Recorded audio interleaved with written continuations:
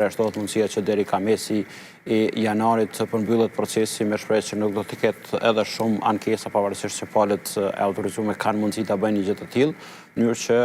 gradualisht të shkohet me procesin e përmbylljes së procesit zgjedhor dhe të hapet rrugë ftesës së seancës konstituive të Kuvendit, duke marrë parasysh faktin që tashmë gjykata kushtetuese në njërin prej gjykimeve të fundit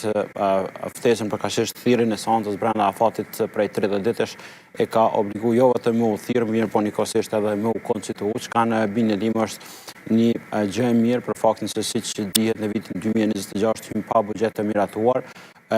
po shpresoj që brenda periudhës optimale ka mesi ose spaku para datës 20 shkurt ta kemi edhe Kuvendin e konstituuar edhe zgjedhjen e qeverisë për faktin se siç dihet numrat janë dhe rrjedhimisht kjo mund të bëhet shumë shpejt që me i hap rrugë miratimit sa më të shpejtë të buxhetit për faktin se siç dihet referuar legjislacionit tonë vetëm janari mund të ketë ekzekutimin të buxhetit pa një vendim paraprak të Kuvendit për 2 muaj pasus për shkurtin e marsin, për çka natyrisht që e bën të nevojshëm dhe të domosdoshëm intensifikimin e përpjekjeve jo vetëm të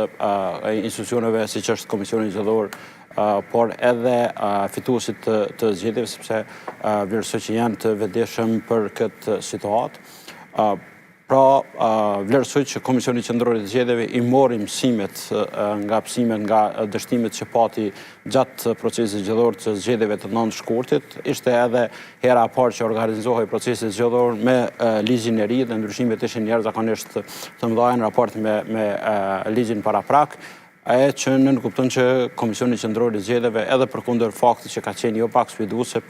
nga se siç dihet për një pjesë bukur të madhe të vendit edhe të komunave është hera 4 që organizohen zgjedhje, mirë po megjithatë vlerësoj që jemi shembull mbase jo vetëm në rajon, mirë po edhe për mënyrën e organizimit të zgjedhjeve, për pranimin e rezultateve dhe të shpresojmë që kjo frymë e diskutimeve, frymë e mirë dhe klimi përshtatshme të vazhdoj edhe në të ardhmen, deri në testin e parë serioz që do të jetë çështja e zgjedhjes së presidentes së vendit, e cila natyrisht që nuk do të jetë periudhë e largët ku do të testohet në rast se ekziston kjo klimë, kjo frymë e mirë pas publikimit të rezultateve, të cilën natyrisht që e pam dhe e mirëpretëm dhe duar trokitetëm çdo njeri prej nesh. U pa që indicjet e para të